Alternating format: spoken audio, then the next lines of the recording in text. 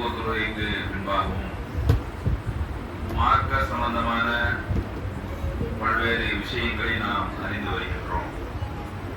அந்த அடிப்படையிலே இன்றைய தினம் நாம் தெரிந்து கொள்ளக்கூடிய ஒரு முக்கியமான பாடம் என்னவென்றால், நபி வழியை பேணி நடக்க வேண்டும் என்ற கட்டளையும் அதன் ஒழுக்கங்களும் என்கிற தலைப்பின் கீழாக சில முக்கியமான விஷயங்களை நாம் தெரிந்து கொள்ள இருக்கின்றோம். முஸ்லிம்களாக இருக்கக்கூடிய ஒவ்வொரு மனிதர்களும் அவர் முஸ்லிமாக மாற வேண்டும் என்று சொன்னால் அவர் முதலாவதாக அவர் என்ன சொல்லி மாற வேண்டும்? வணக்கத்திற்குரிய நாயன் அல்லாஹ்வை தவிர வேறு யாரும் இல்லை, முஹம்மது நபி ஸல்லல்லாஹு அலைஹி வஸல்லம் அவர்கள் அல்லாஹ்வுடைய திருத்தூதராக இருக்கிறார்கள் என்கிற இந்த கலிமாவை யார் சொல்லுகின்றாரோ அவர்தான் ஒரு முஸ்லிம் என்று இஸ்லாத்திலே அடிப்படையாக சொல்லப்பட்டிருக்கிறது. லா இலாஹ இல்லல்லாஹ் முஹம்மது ரசூலுல்லாஹ், இதுதான் இஸ்லாத்தினுடைய பேசிக் அடிப்படை.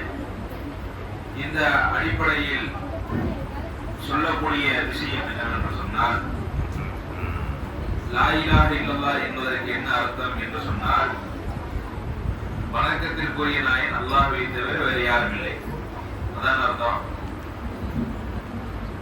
வணக்கத்திற்குரிய நாயன் அல்லாஹ்வை தவிர வேறு யாரும் இல்லை, அதுதான் அர்த்தம். இப்போ வணங்குவதற்கு தகுதியானவன் அல்லாஹ் ஒருவன் மட்டுமே என்பதை முஸ்லிம்களாக இருக்கக்கூடிய நாம் மிகவும் ஆணித்தரமாக நம்ப வேண்டும். இதுல ஏதாவது நம்ம காம்ப்ரமைஸ் பண்ணோம் அப்படின்னா, இதுல ஏதாச்சும் நமக்கு இடைச்சல்கள் இல்ல அல்லாஹ் செய்யக்கூடிய வேலையை இன்னாரும் செய்கிறார்கள், இன்ன மனிதரும் செய்கிறார்கள், இன்ன இறை நேசரும் செய்கிறார்கள் இப்படின்னு சொல்லி நாம நம்பிவிட்டோம் என்று சொன்னால், அவருக்கு இறைவன் கொடுக்கக்கூடிய உச்சபட்ச தண்டனை என்னவென்று சொன்னால் நிரந்தர நரகம் என்கிற ஒரு தண்டனையை கொடுக்கின்றார். அடுத்தபடியாக என்ன, முஹம்மது ரசூலுல்லாஹ் அல்லாஹ்வுடைய திருத்தூதர் முஹம்மது நபி ஸல்லல்லாஹு அலைஹி வஸல்லம் அவர்களாக இருக்கிறார்கள். அதற்கு அர்த்தம் என்ன? வணக்கத்திற்குரிய நாயன் அல்லாஹ்வை தவிர வேறு யாரும் இல்லை என்று எப்படி நாம் நம்புகின்றோமோ அதே போன்றுதான் இதையும் நம்ப வேண்டும். மார்க்கம் என்று சொன்னாலே அதை யார் தான் சொல்ல வேண்டும்? அல்லாஹ்வுடைய தூதர் தான் நமக்கு வழிகாட்ட வேண்டும். அல்லாஹ்வுடைய தூதர் சொல்லாத வேறு யார் சொன்னாலும் அது மார்க்கம் ஆகாது அப்படிங்கிற விஷயத்தில் மூமின்கள் என்ன செய்யணும்? ரொம்ப தெளிவா இருக்கணும். இந்த விஷயத்தில் நாம கொஞ்சம் பலவீனமாகவோ அலட்சியமாகவோ இருந்தோம் என்று சொன்னால் நாம மூமின்களாக இருப்பதற்கு எந்தவித பிரயோஜனமும் இல்லாமல் போய்விடும். அல்லாஹ் இதை ரொம்பவும் மிகவும் கண்காணிக்கின்றான். திருக்குர்ஆனிலே பல்வேறு இடங்களில் நீங்கள் அல்லாஹ்விற்கும் அவனது தூதருக்கும் கட்டுப்படுங்கள் என்றுதான் சொல்லுகின்றான். ஏன் இதை நாம் இப்பொழுது சொல்கிறோம் என்று சொன்னால், இன்னைக்கு முஸ்லிம்கள்ல பல பிரிவினர்கள் இருக்கிறாங்க. அந்த பல பிரிவினர்கள் தங்களது வணக்க வழிபாடுகளை எப்படி அமைத்துக் கொள்கிறார்கள்? அல்லாஹும் அவனது தூதரும் எதை மார்க்கம் என்று சொல்லுகின்றார்களோ அதை அவர்கள் மார்க்கம் என்று அமைத்துக் கொண்டால் அதிலே ஒரு பிரச்சனையும் ஏற்பட போவது கிடையாது. அதிலே எந்த ஒரு குழப்பமும் ஏற்பட போவது கிடையாது. ஆனால் எங்கு பிரச்சனை ஏற்படுகிறது என்று சொன்னால், அல்லாஹ்வின் தூதர் ஸல்லல்லாஹு அலைஹி வஸல்லம் அவர்கள் ஒரு வழியை காண்பித்து இருக்க, அதற்கு மாறாக ஒரு வழியை உருவாக்கி அதை இஸ்லாம் என்று நடைமுறைப்படுத்துவதில்தான் பிரச்சனைகள் இருக்கின்றது. அப்ப அதைத்தான் நாம் என்ன செய்ய வேண்டும்? மிகவும் ஒரு தீவிரமாக கண்காணிப்போடு கடைபிடிக்க வேண்டிய ஒரு அம்சமாக இந்த நபி வழி என்கிற ஒரு அம்சம் இருக்கின்றது.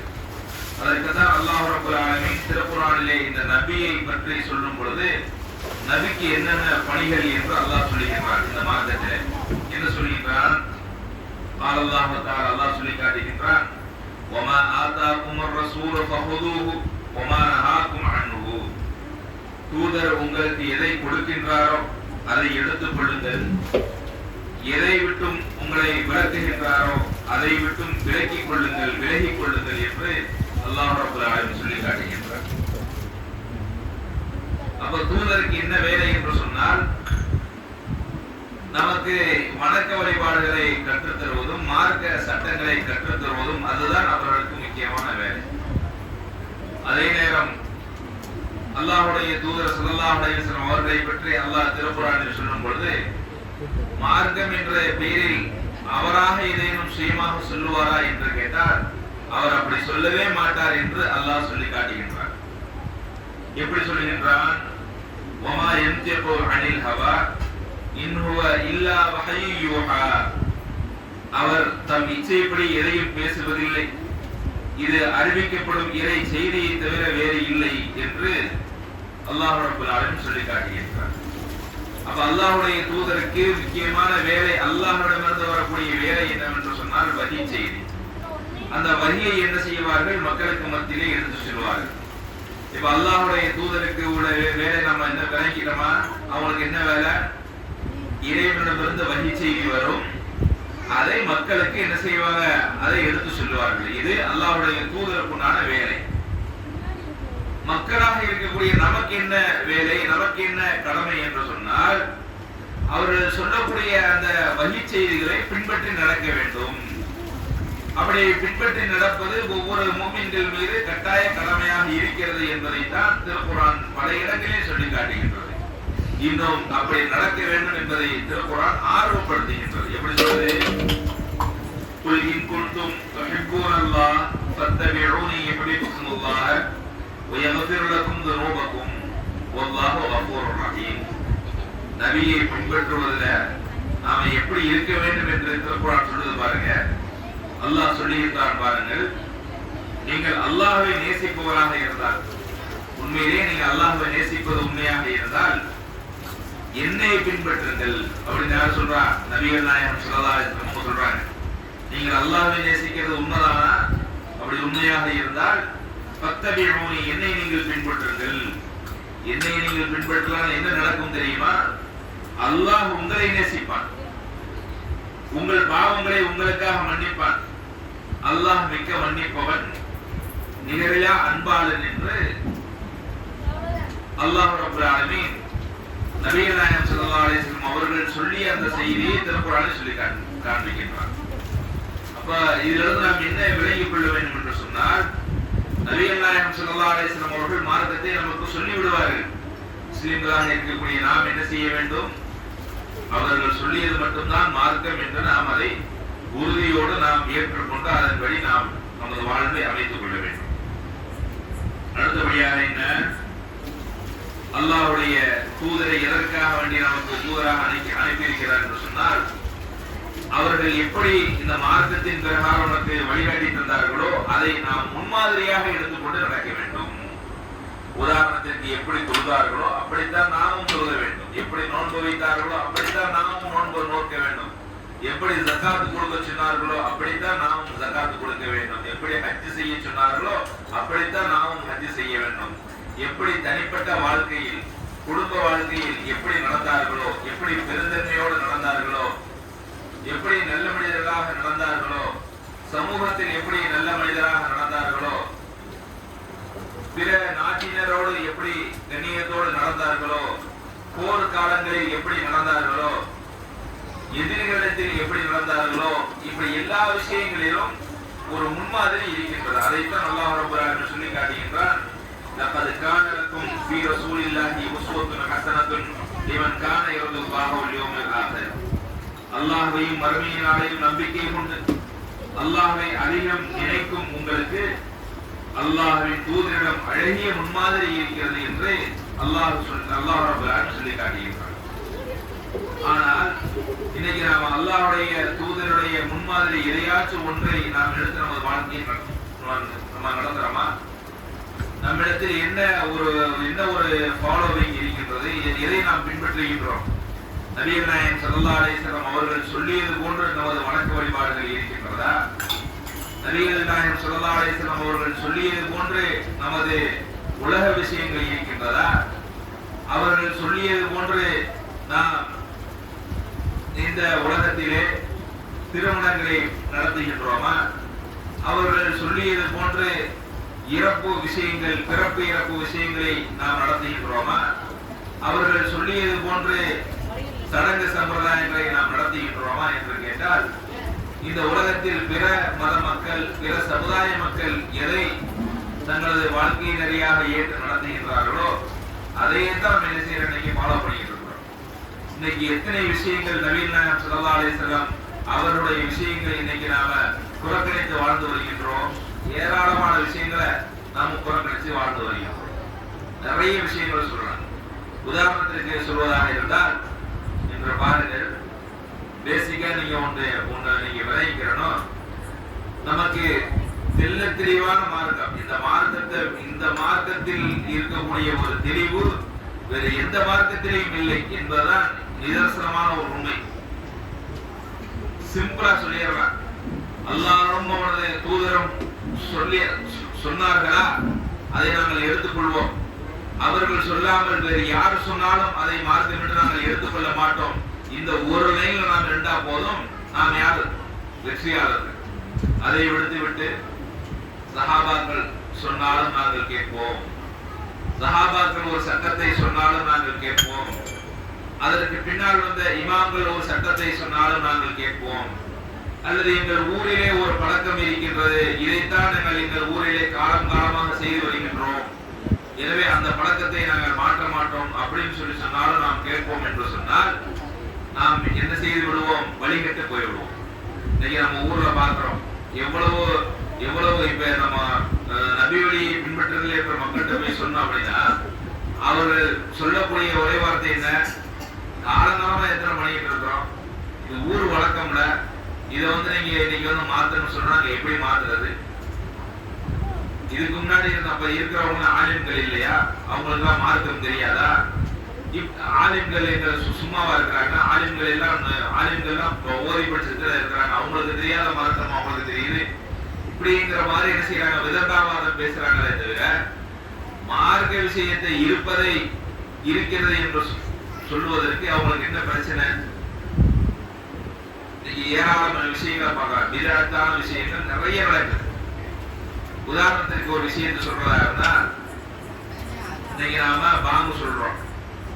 பாங்கு சொல்லும் பொழுது எப்படி பாங்கு சொல்ல ஆரம்பிக்கிறோம்? பிஸ்மில்லாஹிர் ரஹ்மானிர் ரஹீம் மனசுக்குள்ள சொல்லிக்கிற வேண்டியதான். எந்த ஒரு விஷயத்தை சொன்னாலும் பிஸ்மில்லாஹிர் ரஹ்மானிர் சொல்லிக்கிற வேண்டியதான். அதுக்கப்புறம் என்ன செய்யணும்? அல்லாஹு அக்பர் அல்லாஹு அக்பர் பாங்கு சொல்ல ஆரம்பிக்கணும். பாங்கு சொல்லி முடித்ததுக்கு பிறகு என்ன ஓதணும்? அல்லாஹும்ம ரப்ப ஹாதிஹி தஅவத்தி தாமத்தி வஸ்ஸலாத்தில் காயிமத்தி அப்படிங்கிற துஆவை ஓதணும். ஆனா இவங்க என்ன செய்யறாங்க? இன்னைக்கு நிறைய பள்ளிவாசல்கள்ல பாருங்க, பாங்கு சொல்வதற்கு முன்பாக சுப்ஹானல்லாஹி வல்ஹம்துலில்லாஹி வலா இலாஹா இல்லல்லாஹு வல்லாஹு அக்பர் அப்படிம்பாங்க. அல்லது இன்னும் சில நேரங்கள்ல அல்லாஹும்ம ஸல்லி அலா முஹம்மதின் வ அலா ஆலி முஹம்மதின் இதை ஓதுவோம். அல்லாஹும்ம ஸல்லி அலா சய்யிதினா முஹம்மதின் வ பாரிக் வ ஸல்லிம் அலைஹி இப்படி ஓதுவாங்க. எதற்காக வேண்டி இப்படி செய்யுங்க கேட்டா மட்டும் வரக்கூடிய ஒரு வார்த்தை, திக்ர் ஓதுவது தப்பா? திக்ர் ஓதுறது தப்பான்னு கேட்பாங்க. அதை திக்ர் ஓதுவது தப்பு கிடையாது. அதையே இங்க ஓதுறீங்க. திக்ர் ஓதுவதற்கு வேற இடம் இருக்குது. எவ்வளவோ ஃப்ரீயான நேரங்கள் இருக்குது. அந்த நேரங்கள் நாம விரும்பியோ என்ன செய்யலாம்? ஓதிக்கொள்ளலாம். ஆனால் குறிப்பிட்ட ஒரு இடத்திலே நபிகள் நாயகம் ஸல்லல்லாஹு அலைஹி வஸல்லம் உங்களுக்கு காட்டி தராத ஒரு விஷயத்தை நீங்க இந்த இடத்துல செய்யறீங்கன்னு கேட்டா நீங்க தான் பிரச்சனை வருது. அதே மாதிரி தொழுகைக்கு பின்பாக ஓதக்கூடிய கூட்டு துஆக்களாக இருக்கட்டும், தொழுகை முறைகளாக இருக்கட்டும், இன்னும் நபிகள் நாயகம் ஸல்லல்லாஹு அலைஹி வஸல்லம் காட்டி தராத எத்தனையோ வகையான தொழுகைகள், தஸ்பீஹ் நபில் அப்படிங்கிற தொழுகை, ஏராளமான விஷயங்கள் இருக்கு. இதற்கெல்லாம் ஆதாரம் ஏதேனும் வைத்திருக்கிறார்களா என்று கேட்டால் ஒரு ஆதாரம் கிடையாது. அப்ப நாம் என்ன விஷயத்தை விளங்கிக் கொள்ள வேண்டும் என்று சொன்னால், இப்ப நாம ஒரு அமலை செய்கின்றோம். அந்த அமலை செய்யும் பொழுது நாம் இப்ப தங்கத்தை தங்கமா பித்தளையா உரசி பார்க்கறதா இல்லையா? அந்த மாதிரி நாம செய்யக்கூடிய அமல் அல்லாஹ்வுடைய தூதர் செஞ்சிருக்கிறாங்களா செய்யலையா அப்படிங்கறத மட்டும் உரசி பார்த்தோம் வைங்க, நாம யாருதான்? வெற்றியாளர்கள் தான். நாம உரசி பார்க்காம அதை கேள்வி கேட்காம ஊர்ல எல்லாரும் செய்யறாங்க. மேராஜ் இரவு என்ன செய்யறாங்க? எல்லாரும் நோன்பு வைக்கிறாங்க. அதனால நாம நோன்பு வைப்போம் அப்படின்னு வைங்களேன், முடிஞ்சு. நீங்க என்ன கேட்கணும்? அல்லாஹ்வுடைய தூதர் நோன்பு வச்சாங்களா? அதை கேள்வி. அவர்கள் வைத்தார்கள் என்றால் தாராளமாக வைக்கிறான். வீட்டுல வைக்கவே இல்லை, வைக்க கூடாது. ஏன் நீங்களாக ஒரு புதுமையான ஒரு காரியத்தை உண்டாக்கணும்? நமக்கு யாரு அப்படி ஒரு காரியத்தை உண்டாக்குவதற்கு அனுமதி தந்தது? ஏன் இந்த அதிக பிரசங்கத்தை பண்ணணும்? நபிகள் நாயகம் ஸல்லல்லாஹு அலைஹி வஸல்லம் அவங்க எவ்வளவோ சுன்னத்தான காரியம், சுன்னத்தான நோன்புகள் அவங்க சொல்லிட்டு போயிருக்காங்க. வியாழக்கிழமை வைங்க, திங்கட்கிழமை வைங்க, 3 நாட்கள் தொடர்ந்து வைங்க, இப்படி எவ்வளவோ நன்மையான காரியங்கள் அவங்க சொல்லிட்டு போயிருக்கிறாங்க. அதையெல்லாம் செய்யாமல் ஒரு குறிப்பிட்ட நாளில் ஒரு அமலை தேர்ந்தெடுப்பதற்கு நமக்கு யார் அதிகாரம் கொடுத்தது? அதையெல்லாம் நாம் என்ன செய்யணும்? சிந்தித்து பார்க்க வேண்டும். அதனாலதான் நாம் நபி வழியை பின்பற்றுவதை அவசியம் என்பது ரொம்ப ரொம்ப முக்கியமான விஷயம்.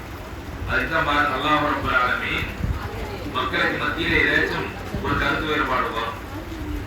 எப்படி இப்போ நமக்கு மத்தியில ஒரு சின்ன கருத்து வேறுபாடு வருது. என்ன கருத்து வேறுபாடு? உதாரணமா இப்போ நிறைய பள்ளிவாசல்கள பாத்தீங்க அப்படின்னா ஜும்மா இருக்குது, ஜும்மா சொல்றது, நாளைக்கு ஜும்மா இருக்குது. ஜும்மாவுக்கு என்ன செய்வாங்க? ஃபர்ஸ்ட் ஒரு பாங்கு சொல்லிடுவாங்க. அதுக்கப்புறம் என்ன செய்வாங்க? இமாம் மிம்பர்ல ஏறி அமர்ந்ததுக்கு அப்புறம் ஒரு பாங்கு சொல்லுவாங்க. இப்படி சொல்லலாமான்னு கேட்டா சொல்லக்கூடாது. ஜும்மாவுக்கு எத்தனை பாங்கு தான்? ஒரே பாங்கு தான். அந்த பாங்கு எப்ப சொல்லணும்?